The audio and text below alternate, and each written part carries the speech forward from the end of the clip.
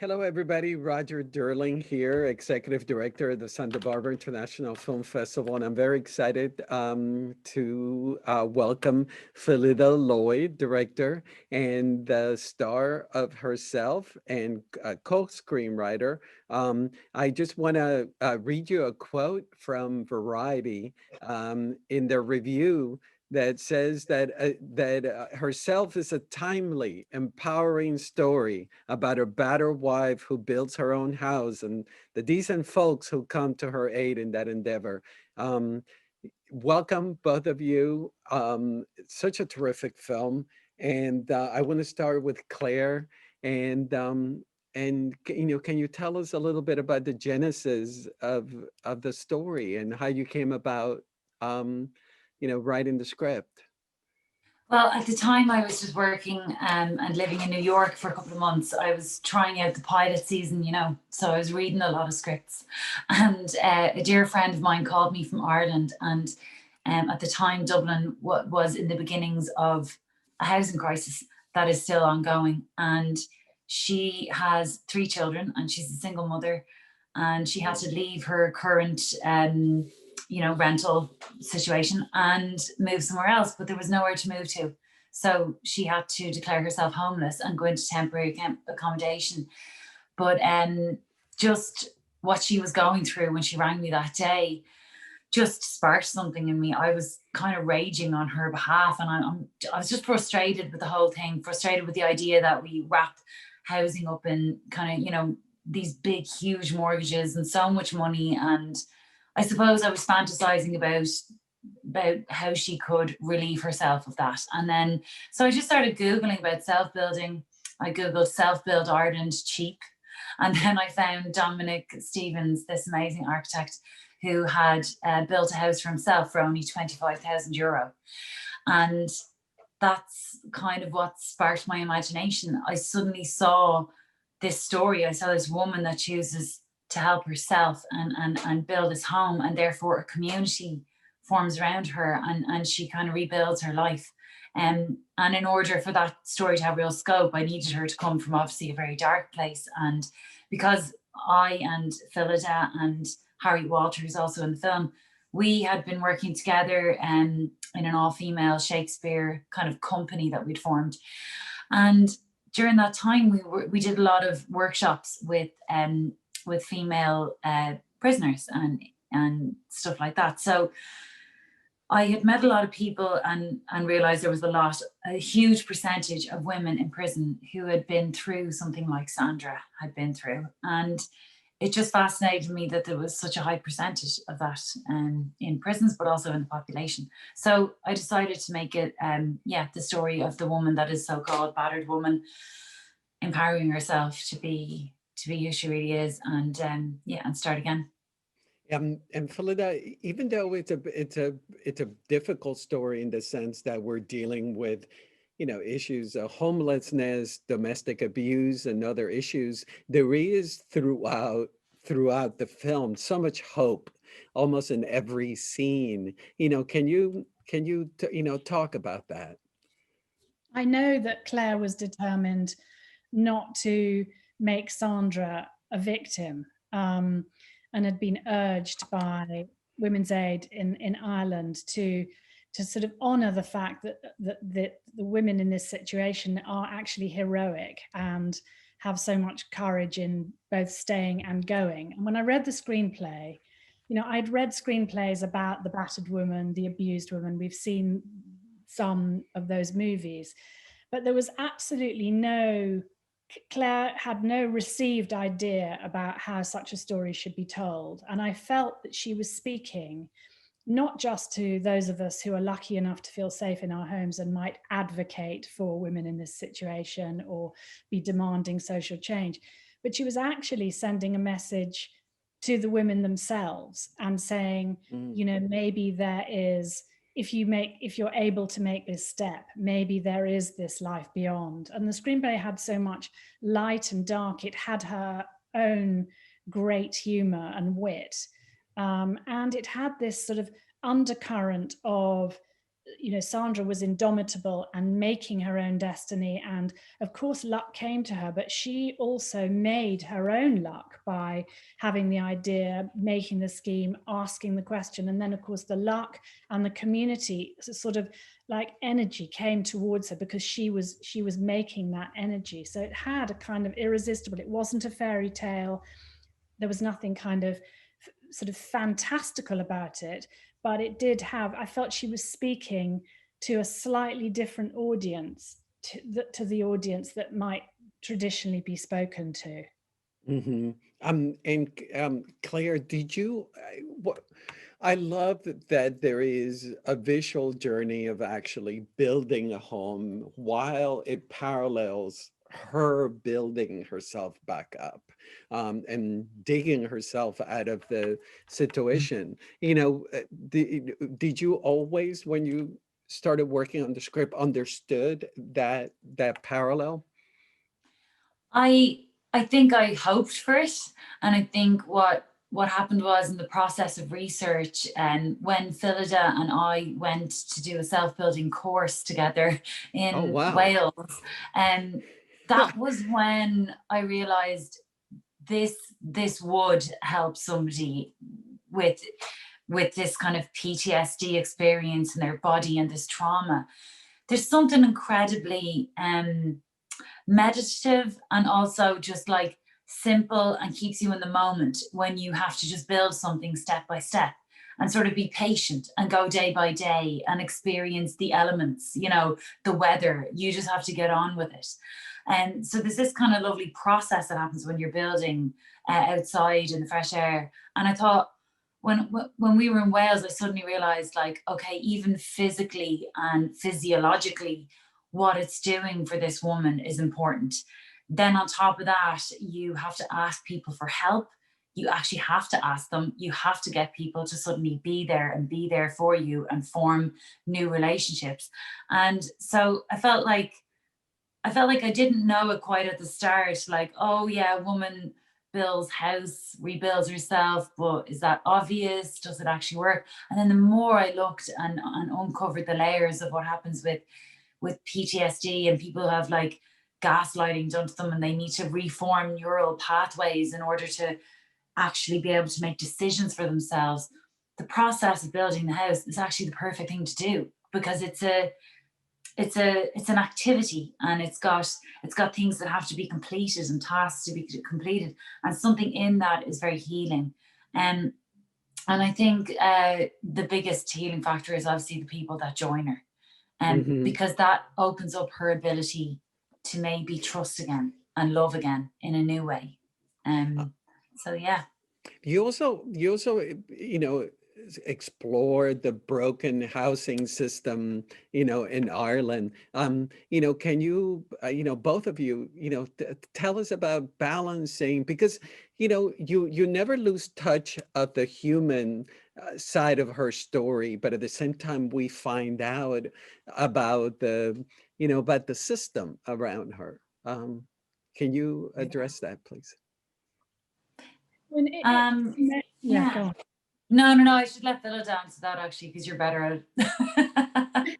I'm not. I mean, we had done, you know, so much research. I think what we wanted was for this to be by us paying the minutest detail to the specifics of the system, not just the housing situation in Dublin, but the court procedure. Every aspect of it had been so thoroughly researched. By making it very specific to Ireland, we felt we were making it a universal story, because God knows, you know, there's no social housing in the UK. There's no social housing, I'm sure, or not enough in the States. And as we, you know, hurtle through this pandemic and know the number of people that are going to be evicted because they're unable to pay their rents, we wanted this to speak globally. It was local, but it was universal. And yeah, and we're all, and so many of the themes of the film, you know, isolation and community, were things that over the last 9 months have seemed to become loomed larger and larger. Are we a good neighbor? Are we looking out for our neighbor? Is there a lady in the apartment upstairs who should I knock on the door? Oh, I don't know. And, you know, the question is, will we go back to being any better or worse than we were, you know, once we've got a vaccine? Mm-hmm. Well, let's hope we're going to be closer together. We're going to be nicer to each other. Claire, when you were writing the script, was it your intention always to play Sandra?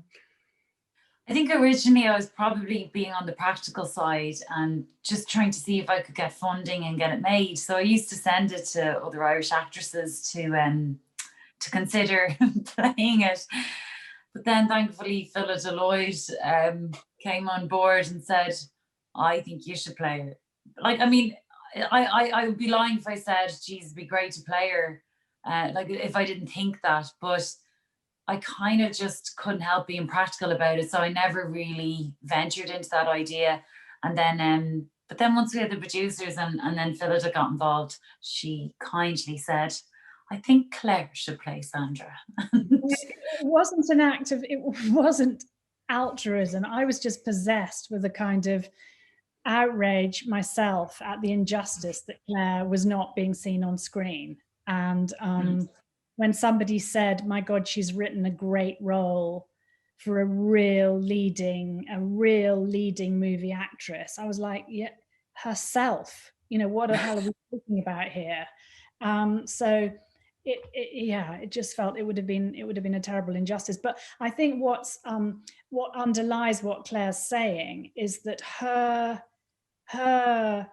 she was truly driven by the social mission of this, to make the story heard, rather than thinking, I'm going to write myself to greatness.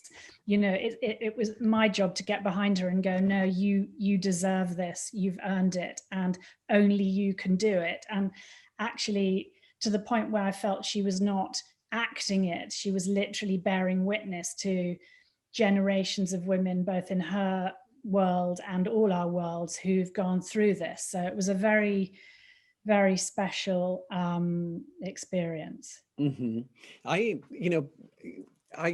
don't want to give up on the script yet, because I'm still so impressed. I've mentioned I've seen it a couple of times, and I'm so impressed with the structure of the script itself. Can you talk to us about the amount of information that you withhold? Like we don't find out till 2/3 into the film that the daughter saw what happened inside the house. Can you tell us about just the whole structure of how did it come about? Was it a difficult putting it all together, et cetera, et cetera? Yeah, I mean, at the start, I suppose my main obsession used to be like, well, nobody wants to watch just a documentary about how you build Dominic's design, and nobody wants to just watch it where we ignore it. So how do you create scenes that are exciting and dramatic, but based in the reality of like what's actually going on the site? So I was trying to actually find ways to let it free it. Like, so for instance, when I don't know, when her and Colin Hill's character and Ado have a fight over the screws and the cheap screws and the like, he doesn't know as the character that he's like pressing a button of like, you know, like she literally saw Gary in the shop and had to run and like speed out of there. You know what I mean? So I was trying to always just find a way to get the so-called, like the kind of what could be a boring moment just about what stage they are in the building, and make it really exciting and dramatic and part of the characters understanding or misunderstanding or drama of each other. But then I would say the choice about Molly, and when we reveal that, I fill it out. I would say that we went on a bit of a journey of figuring out when exactly that would happen, wouldn't you?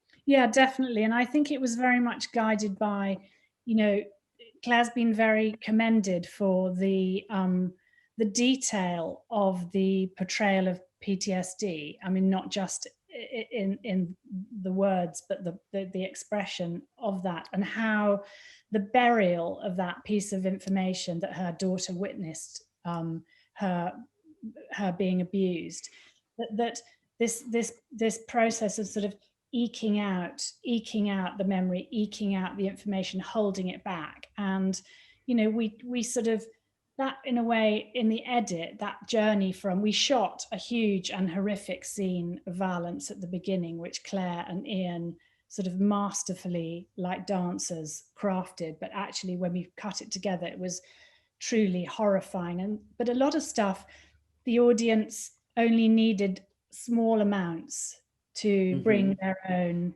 imagination to it. The same with the housing crisis. You know, I think that we went on a journey where we felt we needed to show more of the context, but in the end, it was because we knew we were meeting audiences who knew this in other cities. We didn't need to spend huge amounts of time on the system. We needed to stay with Sandra and just follow her experience of what was happening. You know, Phyllida, can you talk about your visual style? I was noticing that it has a very organic feel, the film, the handheld. You don't use crane shots, you know, it's very grounded, pun intended. Can you address that? I mean, the keynote for me was I just wanted to try and, as much as possible, kind of get myself out of it, and stay with Claire, stay with Sandra. And that was the keynote. Enter the room with Sandra, leave with Sandra. We had to be very economical. I had planned a lot of scenes to be covered in just one shot, which, you know, you'd think superficially means, oh, that'll be quick to do. Of course, in the end, single shot coverage of a scene can take, you know, 3 times as long as, you know, doing 4 setups, because everybody, you know, the child has to enter the frame exactly on cue. Those children were incredible at that sort of thing, though. It was amazing. But the idea was that it should be, you know, just that. Stay with Sandra. Don't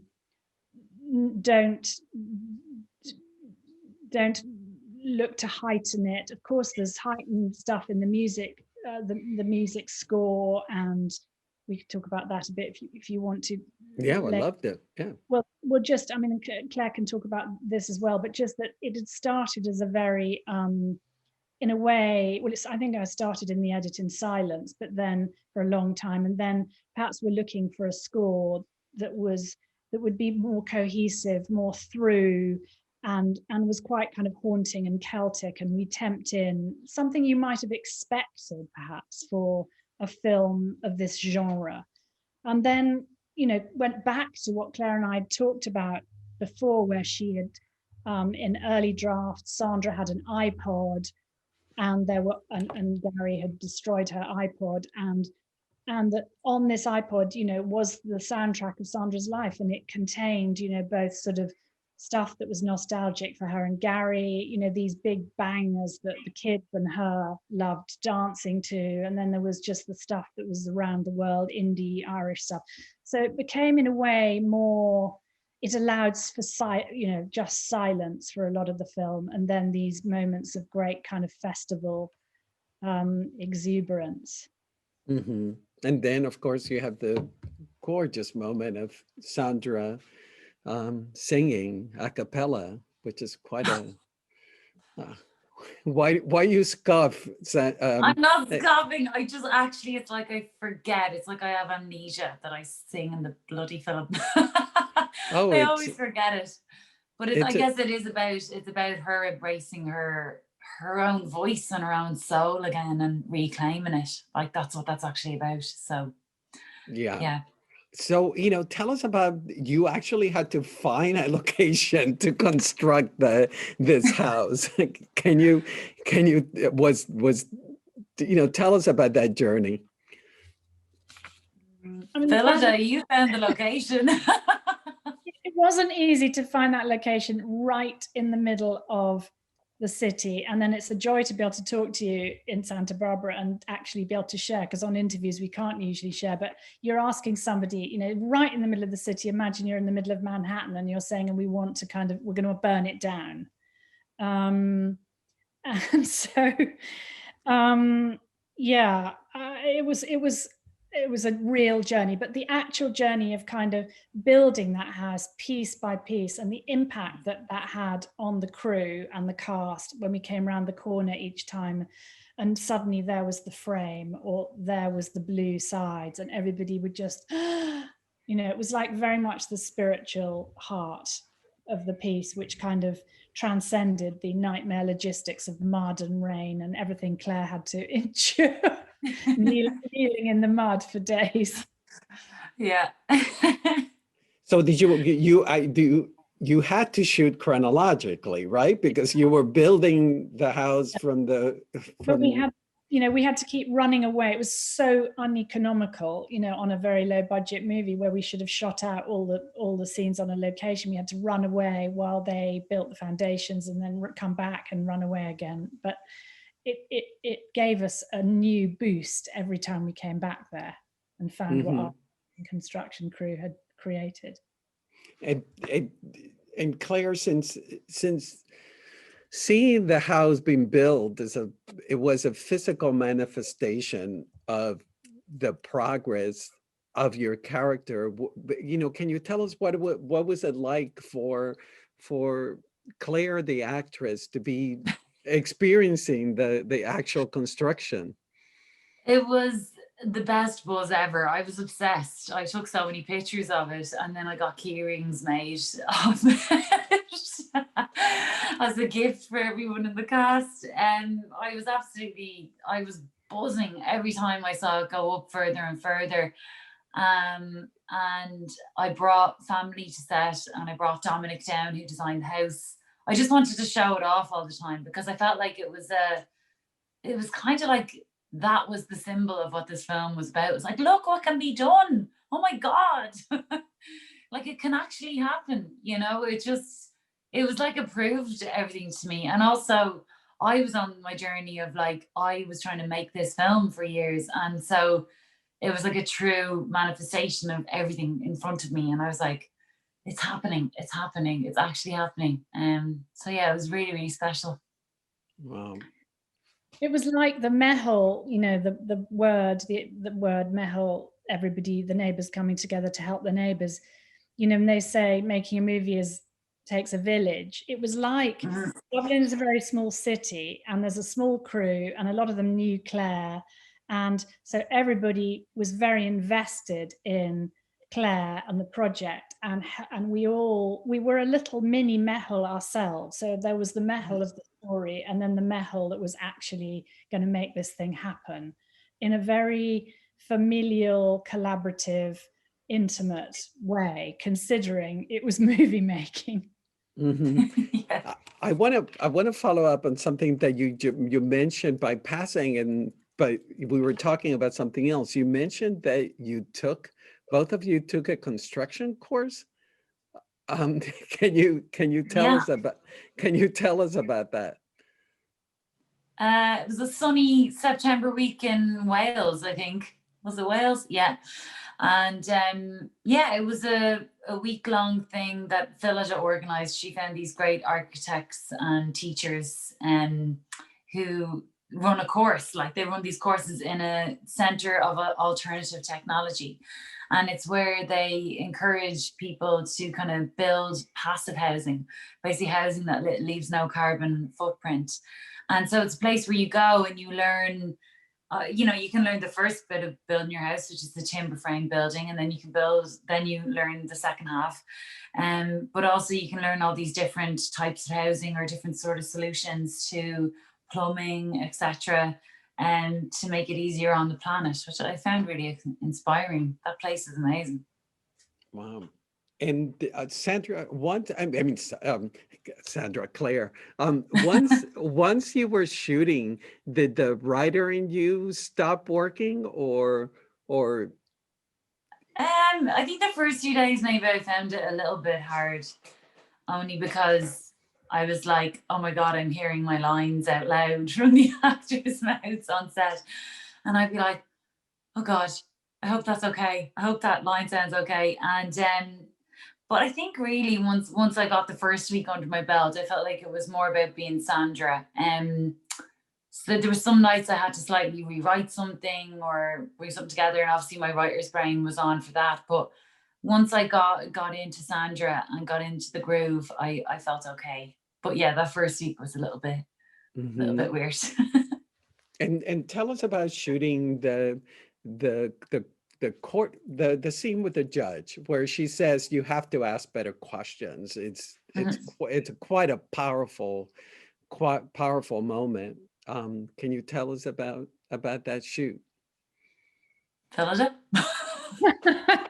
I mean, it was very high stakes for both of us. We both knew this was the scene. And I think that we put a lot of pressure on ourselves. And I was balancing in my head the kind of wanting this complete sort of verisimilitude. We knew that the family courts were really quite sort of and low key and not Hollywood at all. At the same time, it was that kind of 11 o'clock number when, you know, Sandra gives it out and gives it large in the court. So it came right in the place of the movie where you expect a big grandstanding moment. So we were kind of balancing those two things, the sort of the dourness, the flatness of procedure, with the passion and frankly, you know, melodrama of this moment where she was standing to literally have her children sort of to lose her children to someone who'd been abusing her. So yeah, but it was, Claire, what you talk about it? I mean, it was one of those moments, wasn't it? Yeah, no, I mean, I just never knew like if I was ever going to get it quite right, because I didn't expect the courts to be quite as dour as they were, and it was such a strange atmosphere. And yet everything I'd researched about the courts, it was right. You know what I mean? Everything I looked into was like, yeah, God, it is. And it's sort of it's a very difficult place to be, even just to be there. Like for us as a crew, we were like, God, it's a bit depressing here. And then, but it kind of helped inform me when I was playing Sandra on that stand of like, God, you'd be very intimidated, you'd be afraid to talk for too long. But then once Harriet's character Peggy just galvanizes her and says, you need to get in there and you need to just tell the truth. I think the one thing that stuck with me was like, actually, okay, Sandra has been basically attacked again in the court. She's already screamed at them like a big tiger mama. And I thought, like, I have to try and play some dignity here. I have to try and get her to reclaim some dignity, speak her truth. And even though I barely remember it because I was so nervous doing it, I think after, you know, a good, I don't know how many takes we did, I felt like eventually I just had to let my instinct roll, and then I don't know what take they used in the end, but I think when I see it back, I always think, actually, maybe we got it just about right, because I think in court you wouldn't be allowed to speak for that long usually. Anyway, but we just wanted Sandra to voice something in that moment that needs to be said. So yeah, I don't know. It's a weird one. I'm just glad we got through it anyway. No, it's a terrific scene. The kids, they're so natural. The actresses that play your daughters, you know, can you tell us about finding them and working with them? I mean, Claire came to be part of the audition process. We had a wonderful casting director. We met many kids. They are just very special spirits, and they listened in a way that, you know, they went on listening when you were on the 10th take as if they'd never heard it before, which was the crux for me. And yeah, they were just, you know, little old heads on young shoulders, and as soon as you said cut, they were right back to their marks and ready to go again. And they knew what they were part of. They knew the depth of what we were doing, but they knew it was let's pretend. They had real actors' kind of sense of the duality of that in a way that I don't know. They had very special parents. That was the thing. And tell us, about working, Claire, with Colin Hill. I saw him, but I've seen him so much in theater. I saw him in The Weir, and then I also saw him in Who's Afraid of Virginia Woolf in London. Such a terrific actor. Yeah. Tell us. He's incredible. Like, he was brilliant, and I think he brought exactly what we needed for Ada, which is like a massive heart wrapped up in a load of practicality and like, right, we need to get this done. But also, I love the way at the start he's like, doesn't really want to get involved, but kind of knows, right, I should just have a look at the site for, I think he just plays it so well.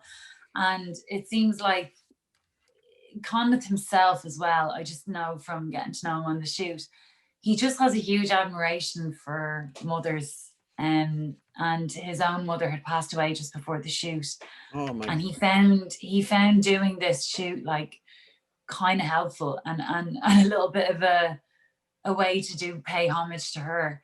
And so he just said some really nice things along the way and got to talk about her a bit with me. And then also just some days, because I wasn't that experienced at screen acting, he really helped me get my head around some moments and how you do takes and all that kind of thing. So he was just very supportive to me.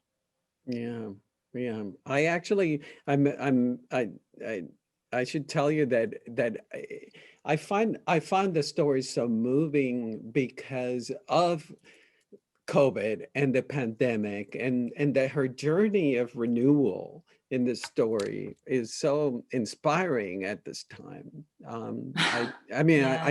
I know you guys would have never imagined that the pandemic will come around and that her story would bring hope to a moment like this, but it's I was watching it a couple of nights ago, and the perseverance, the resilience of the character is so needed right now. It's so moving. What was your hope, Claire, when you were about the story, when people see the story? What is your hope for it? I suppose in a not overly optimistic way, I guess maybe I just hoped that some Sandras out there themselves would see it somehow. Not on a, I'm not saying that the film would save anyone, but I liked the idea that maybe it would at least open a door in somebody's head for a minute. I also just wanted to, I'd love people to just see the actual experience of what it's like to be somebody like Sandra and try and heal their own trauma and what it actually takes to do that. But then overall, I love stories personally that remind us of our true human nature. And I think I was obsessed with that when I was trying to make this. I wasn't just looking at Ireland's history or the fact that we used to work in these metal communities. I was also realizing that I think that's tapping into a deeper sense of who we were, maybe pre-industrial revolution, like in humanity. I just think it's like, if you look at it in a broad scale, it's just like in the last 500 years, it just got a bit more about self-serving and climbing ladders. And it's nice to be reminded of the more cyclical nature of nature itself, yes, and being a human and going from young to old and maybe passing things on, and that we don't quite own things. We could just let them be and let them pass on. And I say that knowing that there's obviously the practical need for measuring things and having money, etc. I know that, and I'm not a sociological expert, but there was just that obsession in me the whole time, is that I would love on some level to celebrate who we truly are. And I think I want that to resonate in most of my stories, to be honest, because I think it's important. I think it's important for storytellers to do that, to somehow hold a vision or a heartfelt ideal or idea about who we are or who we could be. Mm-hmm. And you actually said that in my stories, so it means that there is other stories. You've been working on other scripts. I'm beginning to, yeah. Like it's been a tough year, to be honest. I think for most people trying to make anything. I think the lockdown and the pandemic has been quite a thing to adapt ourselves to in our psyches. And so, yeah, I've started tapping away at a few things, definitely. Yeah, it's now just a matter of finishing them, says the procrastinating actress / writer. Well, both of you, I'm so grateful for you have taken the time to talk to me. It's an incredible film. It's fantastic. So congratulations. Thank you so much, Roger. Thanks for everything you said about it. Yeah, and we'll see you soon. Thank you so much. Thanks so much. Thank you.